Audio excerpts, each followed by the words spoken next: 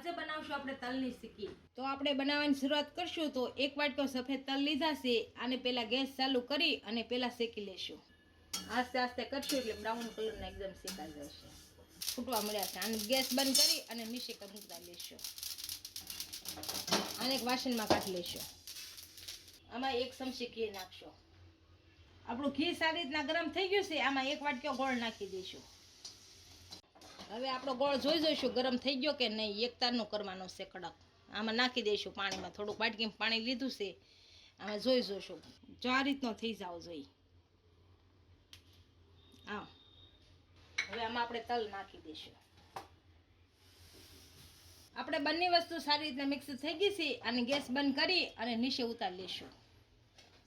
આમાં નાખી દઈએ નીચે। આને આપણે પાથરી લીધું છે। આને થોડીક વાર ઠરવા દઈશું અને પછી બટકા પાડીશું।